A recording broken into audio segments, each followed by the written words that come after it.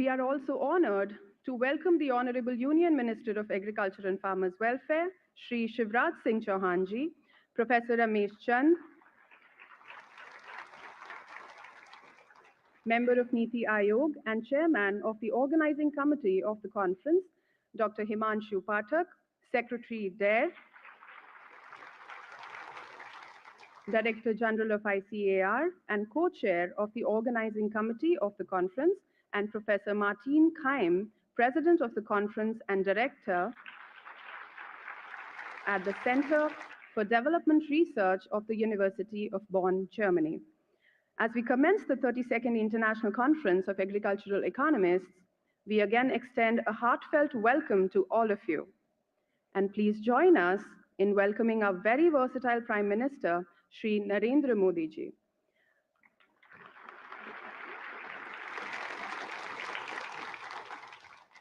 I request the Honorable Union Minister of Agriculture and Farmers Welfare, Shri Shivraj Singh Chauhan ji, to kindly felicitate the chief guest.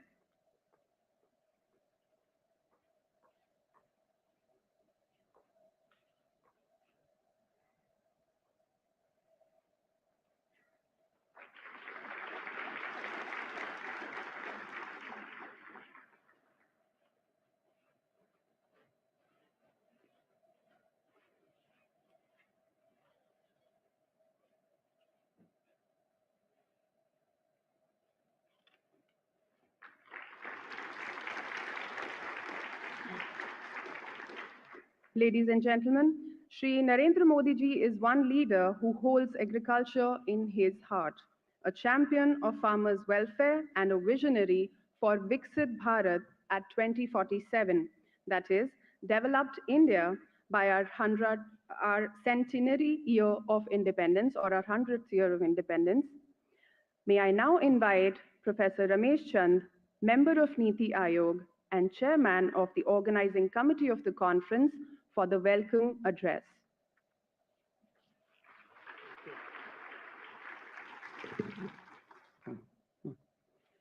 It's a great honor and privilege to welcome the Honorable Prime Minister in the inaugural function of 32nd International Conference of Agriculture Economists. On behalf of the organizers, Fraternity of Agriculture Economists, and on my own behalf. It gives me immense pleasure to welcome Union Agriculture Minister Shri Shivraj Singh Chauhan ji as guest of honor in this event. I also welcome Professor Martin Keim, Director, University of Bonn, Germany, and President of this conference, DG ICAR Dr. Himanshu Pathak, all delegates from across the globe and from India, and guests present in this function. Today is an important day for the community of agriculture economists of India as this conference is being held in the country after a long gap of 66 years. The new generation of agriculture economists of India has been anxiously waiting for this opportunity. We are grateful to the Honorable Prime Minister Shri Narendra Modi ji for his gracious presence that gives us lot of inspiration. I feel happy to mention before the Honorable Prime Minister that the conference received overwhelming response. This seems to be partly due to the rising interest in the world to see how India is growing on the global scene under his leadership. More than 1,000 delegates are attending this one-week-long conference. This includes 734 delegates from over 70 countries across the globe. But gives us more satisfaction is that 41% registered delegates are women. I can say this conference will positively contribute towards the goal set by the Honorable Prime Minister of women-led development. The theme chosen for this conference, transformation towards sustainable agriculture food system, is holistic as well as futuristic. Agriculture has been a key focus area of development strategy in India, and the country has achieved historically highest growth rate of 5% during 7-year period from 2016-17 to 2020-23. According to World Bank data available in Bird Development Indicator, India achieved highest growth rate in GDP agriculture in the world in the last 10 years. The recent achievements and opportunities in agriculture are pointing to even higher role for agriculture in future development of India and the world. It seems pertinent to share that since the global financial crisis in year 2006-2007, agriculture has shown higher growth than non-agriculture sector at global level. The share of agriculture in bird GDP has risen from 3.2% in year 2006 to 4.3% in recent years. Agriculture growth in last 15 years has saved many countries from economic collapse. Due to poor record of industry in pulling labor force out of agriculture, the onus of remunerative employment for large workforce still remain on agriculture. Sustainability issues and rising threat of climate change also indicate criticality of agriculture for survival of people and planet. All these changes necessitate fresh appreciation of role of agriculture in economic and human development and a renewed focus on agriculture at all levels. This conference will provide a strong evidence to prepare roadmap for enhanced role of agriculture for development in the changing world. At the end, I once again welcome the Honorable Prime Minister in the inaugural function of this conference and also extend warm welcome to Honorable Agriculture Minister and all the participants. Thank you.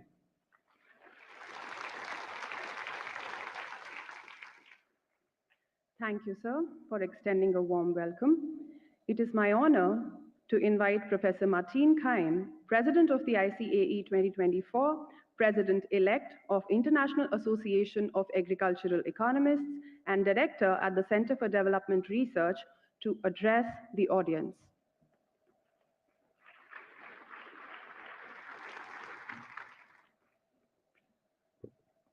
Dear Prime Minister Modi, Agricultural Minister Chauhan, honorable guests and delegates, on behalf of IAAE, the International Association of Agricultural Economists, it's my great pleasure to welcome you to ICA 2024, our triennial flagship conference. It's great to have this in person again after 6 years now, because the last one conference was virtual. I'm also very glad that over 1,000 people from all over the world are gathering here. And not only that, we have a fabulous lineup of speakers. The program reads like the who's who of global agricultural economics. And I'm looking forward to this exciting conference. Prime Minister Modi, we're proud that you are inaugurating this conference, and we interpret this not only as a sign of courtesy, but also as a signal of the importance that you and your government attribute to agricultural development, food security, and international science cooperation. Your inauguration has a historical precedent. Our association is 95 years old. We're celebrating 100-year anniversary in 5 years from now. The first conference was held in 1929 in England. But every 3 years, we're going to different places of the world, and it's the second time that we are here in India. In 1958, the conference was held in the city of Mysore, and it was inaugurated by Prime Minister Nehru. So thank you, Prime Minister Modi, for nurturing this tradition.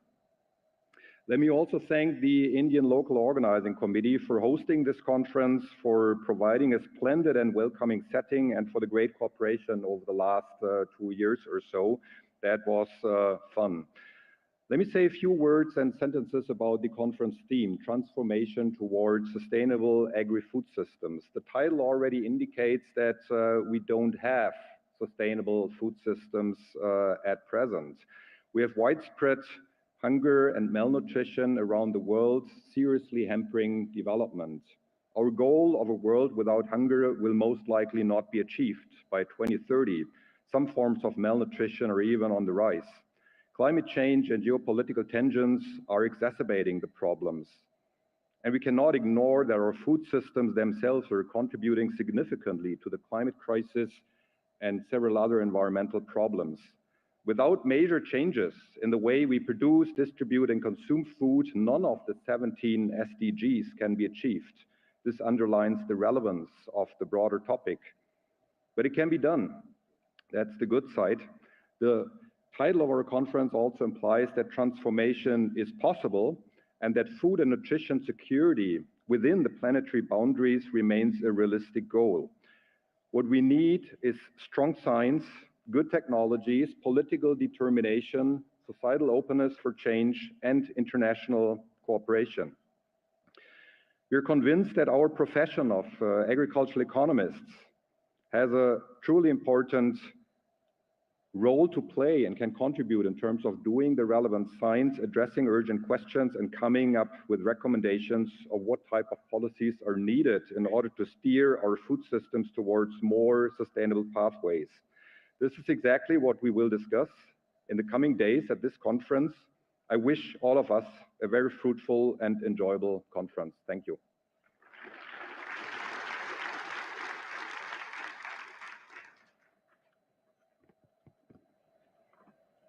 Thank you, Professor Martin Keim. May I now request the Honorable Union Minister, Agriculture and Farmers Welfare, Shri Shivraj Singh Chauhan ji, to grace us with his address.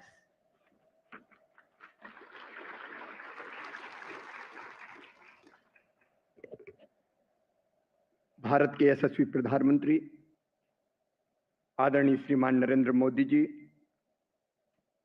Shri Ramesh Chandra ji, conference president Shri Martin केम जी, हिमांशु पाठक जी और दुनिया भर के अनेक देशों से पधारे हुए मेरे प्रिय बहनों और भाइयों, भारत की इस धरती पर मैं सबसे पहले आपका हृदय से स्वागत करता हूं, अभिनंदन करता हूं। मित्रों, जैसा कि अभी बताया गया, प्रधानमंत्री श्रीमान नरेंद्र मोदी जी के नेतृत्व में आज भारत की कृषि विकास दर लगातार दुनिया में सबसे ज्यादा बनी हुई है।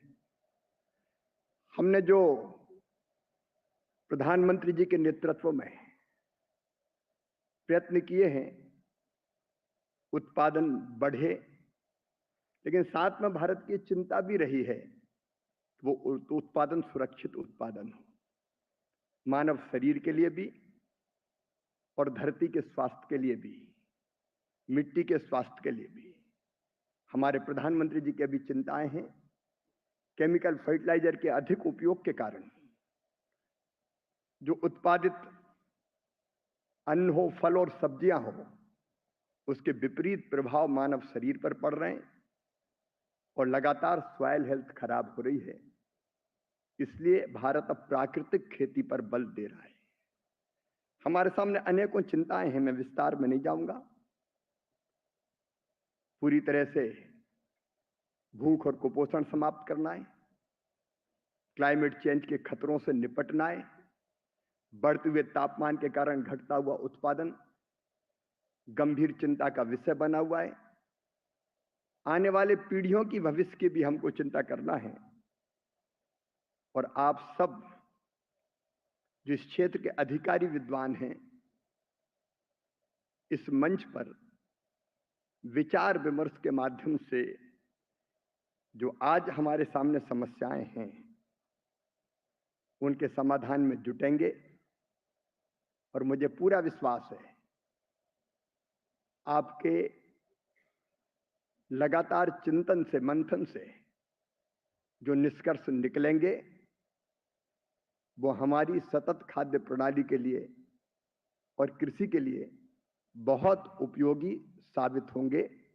भारत की परंपरा है वसुदैव कुटुंबकम की, सारा विश्व एक परिवार है। और प्रधानमंत्री जी की चिंता केवल भारत के लिए नहीं है, विश्व के कल्याण के लिए है। और इसलिए भारत की प्रतिबद्धता है कि हम न केवल खाद्य सुरक्षा को मजबूत करें, बल्कि इस धरती को आने वाली पीढ़ियों के लिए सुरक्षित छोड़ें। इसमें अपनी तरफ से कृषि विभाग भी यहाँ कोई कसर नहीं छोड़ेगा। एक बार मैं फिर आप सबका हृदय से स्वागत करता हूं। बहुत बहुत धन्यवाद।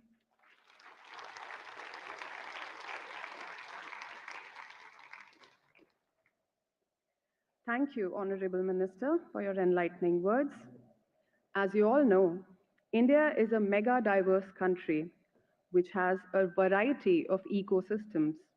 Let us now take a look at a brief video showcasing the recent developments in Indian agriculture. We are the Indian farmers, fondly called Annadata. In line with our Honorable Prime Minister's vision, today we fulfill the world's need for milk, pulses, jute, spices, rice, wheat, cotton, fruits, vegetables, and fish. हमारे किसानों ने हमें न सिर्फ आत्मनिर्भर बनाया, बल्कि आज उनकी वजह से हम निर्यात करने में भी सक्षम हो गए। Programs like From Seed to Market, One Nation, One Market, Per Drop, More Crop, Healthy Earth, Green Farm, One Nation, One Fertilizer have empowered the farmers. Pradhan Mantri Fasal Bima Yojana provides crop insurance cover to the farmers against natural calamities. So far, more than 120 million farmers have been provided compensation. PM Kisan program provides financial support to more than 110 million farmers. The International Monetary Fund has applauded the execution of this scheme, which is the world's largest direct benefit transfer program. On the initiative of Government of India, the United Nations declared 2023 as an International Year of Millets to promote the production of less water-intensive and nutritive crops at the global platform. The first Agriculture Deputies meeting under India's G20 presidency in Indore prioritized 4 areas: a G20 framework document to ensure global food security and nutrition. To address the alarming climate change issues, emphasis is on enhanced research collaborations for sustainable agriculture with climate-smart approach, commitment for inclusive agri-value chains and food systems, and transforming the agriculture sector through digitalization. The government is promoting agri-startups, use of artificial intelligence, remote sensing, drones, and other digital technologies in agriculture, ensuring not only food security, but also nutrition security for the world. Let's make world where everyone gains.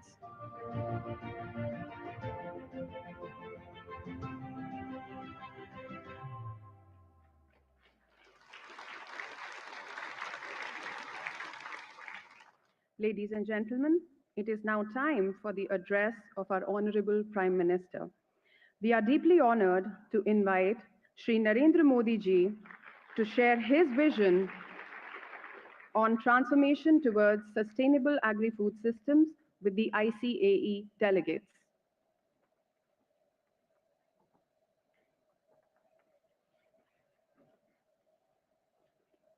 कृषि एवं किसान कल्याण मंत्री श्रीमान Shivraj Singh Chouhan, international conference of agriculture economics के president doctor Matin Qaim, NITI Aayog के सदस्य श्री रमेश जी, भारत और अन्य देशों के एग्रीकल्चर साइंटिस्ट, रिसर्च से जुड़े अलग अलग यूनिवर्सिटी के हमारे साथी, एग्रीकल्चर सेक्टर से जुड़े एक्सपर्ट्स और स्टेक होल्डर्स, देवी और सज्जनों, मुझे खुशी है कि 65 साल के बाद ICAE की ये कॉन्फ्रेंस भारत में फिर हो रही है। आप दुनिया के अलग अलग देशों से भारत आए हैं। भारत के 120 मिलियन किसानों की तरफ से आपका स्वागत है।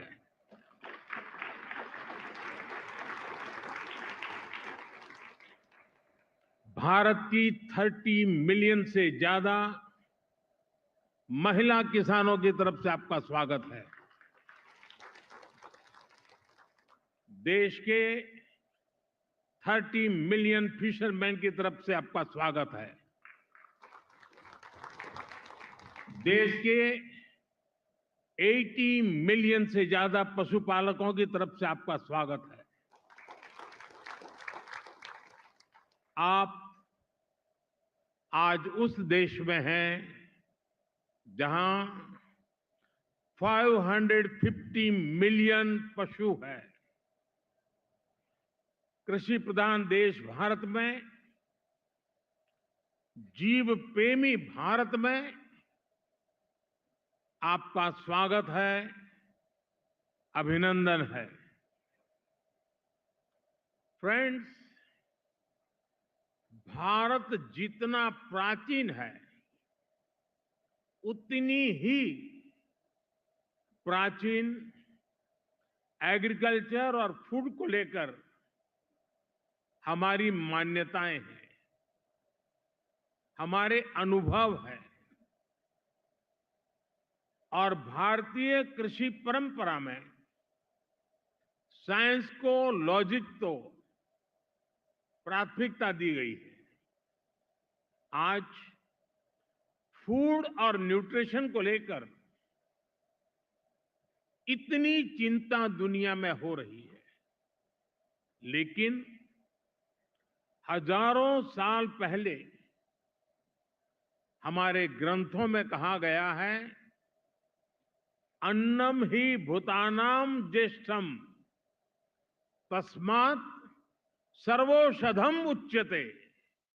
अर्थात सभी पदार्थों में अन्न श्रेष्ठ है, इसलिए अन्न को सभी औषधियों का स्वरूप, उनका मूल कहा गया है। हमारे अन्न को औषधीय प्रभावों के साथ इस्तेमाल करने का पूरा आयुर्वेद विज्ञान है। ये पारंपरिक नॉलेज सिस्टम भारत के समाज जीवन का हिस्सा है। फ्रेंड्स, लाइफ और फूड को लेकर ये हजारों वर्ष पहले का भारतीय विजडम है। इसी विजडम के आधार पर भारत में एग्रीकल्चर का विकास हुआ है। भारत में करीब 2000 वर्ष पहले कृषि पराशर नाम से जो ग्रंथ लिखा गया था, वो पूरे मानव इतिहास की धरोहर है। ये वैज्ञानिक खेती का एक कॉम्प्रिहेंसिव डॉक्यूमेंट है, जिसका अब ट्रांसलेटेड वर्जन भी मौजूद है। इस ग्रंथ में कृषि पर ग्रह नक्षत्रों का प्रभाव, बादलों के प्रकार, रेनफॉल को नापने का तरीका और फोरकास्ट, रेन वाटर हार्वेस्टिंग, जैविक खाद, पशुओं की देखभाल, बीज की सुरक्षा कैसे की जाए, स्टोरेज कैसे की जाए, ऐसे अनेक विषयों पर इस ग्रंथ में विस्तार से बताया गया है। इसी विरासत को आगे बढ़ाते हुए भारत में एग्रीकल्चर से जुड़ी एजुकेशन और रिसर्च का एक मजबूत इकोसिस्टम बना हुआ है। Indian council of agriculture research के ही 100 से ज्यादा रिसर्च संस्थान है। भारत में एग्रीकल्चर और उससे संबंधित विषयों की पढ़ाई के लिए 500 से ज्यादा कॉलेज है। भारत में 700 से ज्यादा कृषि विज्ञान केंद्र है जो किसानों तक नई टेक्नोलॉजी पहुंचाने में मदद करते हैं। साथियों, भारतीय कृषि की एक और विशेषता है। भारत में हम आज भी 6 सीजन्स को ध्यान में रखते हुए सब कुछ प्लान करते हैं। हमारे यहाँ 15 एग्रो क्लाइमेटिक जोन्स की अपनी खासियत है। भारत में अगर आप कुछ 100 किलोमीटर ट्रेवल करें तो खेती बदल जाती है। मैदानों की खेती अलग है, हिमालय की खेती अलग है, डेजर्ट ड्राई डेजर्ट की खेती अलग है, जहां पानी कम होता है वहां की खेती अलग है और कोस्टल बेल्ट की खेती अलग है। ये जो डायवर्सिटी है यही ग्लोबल फूड की सिक्योरिटी के लिए भारत को उम्मीद की किरण बनाती है। फ्रेंड, पिछली बार जब आईसीएई की कॉन्फ्रेंस यहां हुई थी तो भारत को उस समय नई नई आजादी मिली थी। वो भारत की फूड सिक्योरिटी को लेकर, भारत की एग्रीकल्चर को लेकर एक चैलेंजिंग टाइम था। आज भारत एक फूड सरप्लस देश है। आज भारत दूध, दाल और मसालों का सबसे बड़ा प्रोड्यूसर है। Bharat food grain, fruits, vegetable, cotton, sugar, T, framed fish, इनका दूसरा सबसे बड़ा प्रोड्यूसर है। एक वो समय था जब भारत की फूड सिक्योरिटी दुनिया की चिंता का विषय था। एक आज का समय है जब Bharat global food security, global nutrition security, इसके सॉल्यूशन देने में जुटा है।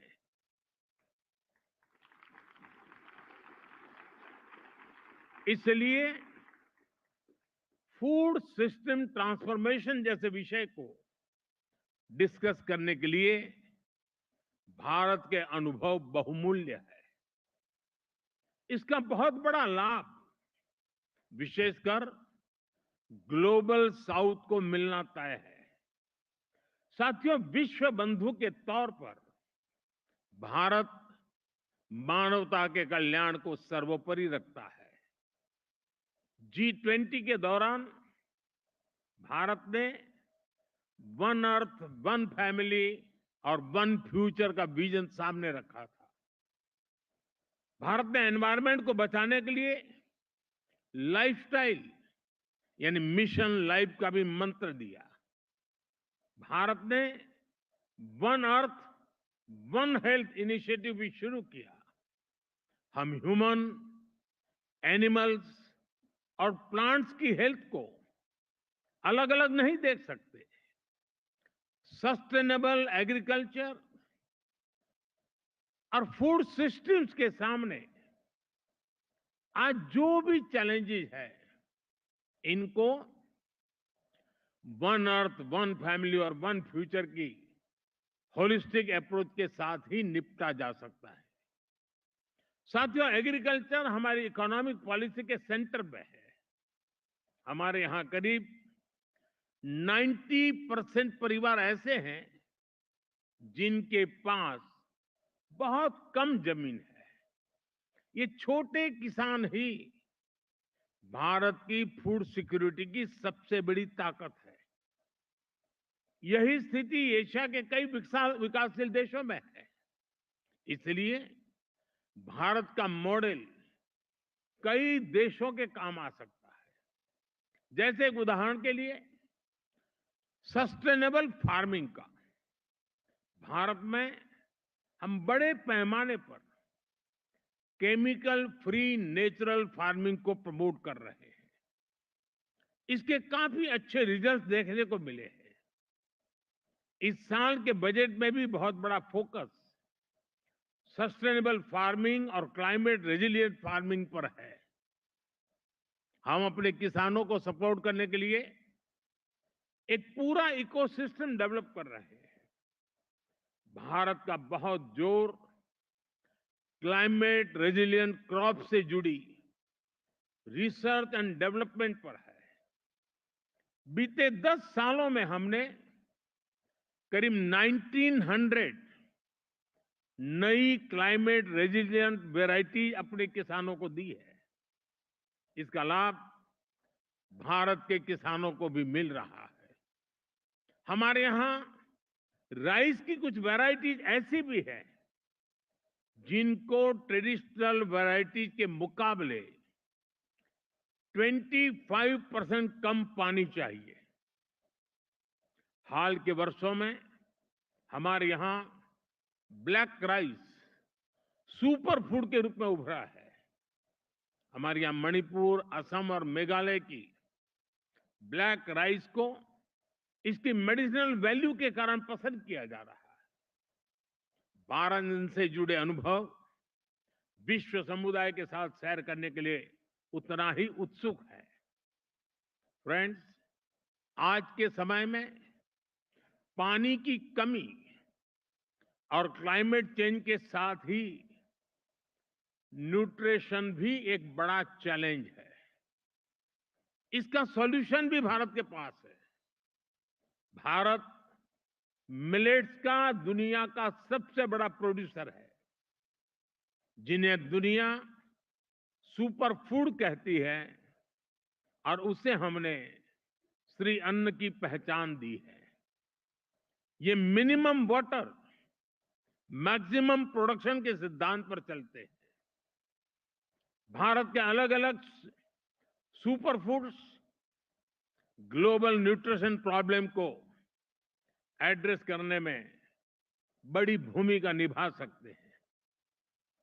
भारत अपने सुपर फूड की इस बास्केट को दुनिया के साथ साझा करना चाहता है। साथ ही भारत की पहल पर पिछले साल पूरे विश्व ने इंटरनेशनल मिलेट ईयर मनाया है। फ्रेंड्स, बीते एक दशक में हमने फार्मिंग को आधुनिक टेक्नोलॉजी से जोड़ने के लिए अनेक प्रयास किए हैं। आज एक किसान सॉइल हेल्थ कार्ड्स की मदद से ये जान सकता है कि उसे क्या उगाना है। वो सोलर पावर की मदद से पंप चलाता है और वेस्टलैंड में सोलर फार्मिंग से भी कमाता है। वो ई-नैम यानी भारत के डिजिटल एग्रीकल्चर मार्केट के द्वारा अपनी पैदावार को बेच सकता है। वो किसान क्रेडिट कार्ड का उपयोग करता है। वो प्रधानमंत्री फसल बीमा योजना के माध्यम से अपनी फसलों की सुरक्षा सुनिश्चित करता है। किसानों से लेकर एग्री टेक स्टार्टअप्स तक, नेचुरल फार्मिंग से लेकर के फार्म स्टे और फार्म टू टेबल की व्यवस्था तक, भारत में कृषि और उससे जुड़े सेक्टर्स लगातार फॉर्मलाइज हो रहे हैं। पिछले 10 वर्षों में ही 90 लाख हेक्टेयर खेती को हमने माइक्रो इरिगेशन से जोड़ा है। हमारे इथेनॉल ब्लेंडिंग प्रोग्राम से भी खेती और एनवायरनमेंट दोनों को लाभ हो रहा है। हम पेट्रोल में 20% इथेनॉल ब्लेंडिंग के टारगेट की तरफ तेजी से आगे बढ़ रहे हैं। साथियों, भारत में हम एग्रीकल्चर सेक्टर में डिजिटल टेक्नोलॉजी का भरपूर इस्तेमाल कर रहे हैं। पीएम किसान सम्मान निधि के माध्यम से एक क्लिक पर 10 करोड़ किसानों के बैंक खाते में 30 सेकंड में पैसे ट्रांसफर हो जाते हैं। हम डिजिटल क्रॉप सर्वे के लिए डिजिटल पब्लिक इंफ्रास्ट्रक्चर बना रहे हैं। हमारे किसानों को रियल टाइम इंफॉर्मेशन मिलेगी और वो डेटा ड्रिवन डिसीजन ले सकेंगे। हमारी इस पहल से करोड़ों किसानों को फायदा होगा, उनकी आर्थिक स्थिति और बेहतर होगी। सरकार लैंड के डिजिटलाइजेशन का भी बहुत बड़ा अभियान चला रही है। किसानों को उनकी लैंड का एक डिजिटल आइडेंटिफिकेशन नंबर भी दिया जाएगा। ड्रोन का उपयोग भी खेती में बहुत तेजी से प्रमोट हम कर रहे हैं। ड्रोन से होने वाली खेती की कमान महिलाओं को, हमारी ड्रोन दीदियों को दी जा रही है। ये जो भी कदम है, इनसे भारत के किसानों का तो फायदा हो गया ही, इससे ग्लोबल फूड सिक्योरिटी को भी ताकत मिलेगी। फ्रेंड्स, आने वाले 5 दिनों में आप सभी यहां खुलकर चर्चा करने वाले हैं। यहां मैं बड़ी संख्या में महिलाओं की भागीदारी, युवाओं की भागीदारी देखकर अधिक प्रसन्न हो रहा हूं। आपके आइडियाज पर सबकी नजर रहेगी। मैं आशा करता हूं कि इस कॉन्फ्रेंस से हम दुनिया को सस्टेनेबल एग्री फूड सिस्टम से जोड़ने के रास्ते खोज सकेंगे। हम एक दूसरे से सीखेंगे भी और एक दूसरे को सिखाएंगे भी। साथियों, आप कृषि जगत से जुड़े हुए लोग हैं, तो एक और जानकारी आपके सामने रखना मुझे बड़ा मन करता है। मुझे पता नहीं है दुनिया में कहीं किसी किसान का स्टैच्यू हो। हमने दुनिया में सबसे ऊंचे स्टैच्यू के रूप में स्टैच्यू ऑफ लिबर्टी की चर्चा सुनी है, लेकिन मेरे सारे कृषि जगत के लोगों को जानकर के खुशी होगी कि भारत में आजादी के आंदोलन में जिस महापुरुषों ने किसान शक्ति को जागृत किया, किसानों को आजादी के आंदोलन का मुख्य धारा में जोड़ा, वे सरदार वल्लभ भाई पटेल की दुनिया की सबसे ऊंची प्रतिमा भारत में है। स्टैच्यू ऑफ लिबर्टी से डबल उसकी ऊंचाई है और एक किसान नेता की है। और दूसरी विशेषता है कि ये जो स्टैच्यू बनाया गया है, तो भारत के 6 लाख गांवों से हर गांव में किसानों को कहा गया कि आप खेत में जिस लोहे के औजार का उपयोग करते हैं, वैसा अपने खेत में उपयोग किए हुए औजार का टुकड़ा हमें दीजिए। 6 लाख गांवों से खेतों में उपयोग किया गया लोहे का औजार लाया गया, उसको मेल्ट किया गया और दुनिया के सबसे ऊंचे एक किसान नेता के स्टैच्यू के अंदर उस खेत में उपयोग किए औजार का मेल्ट करके लोहा उपयोग किया गया। मैं जरूर मानता हूं कि इस देश के किसान पुत्र को इतना बड़ा सम्मान जो मिला है, शायद विश्व में ऐसा कहीं नहीं हुआ होगा। मुझे पक्का विश्वास है आज यहाँ आप आए हैं तो जरूर स्टैच्यू ऑफ यूनिटी, विश्व का सबसे ऊंचा ये स्टैच्यू देखने के लिए आप आकर्षित होंगे। मैं एक बार फिर आप सभी को बहुत बहुत शुभकामनाएं देता हूं। धन्यवाद।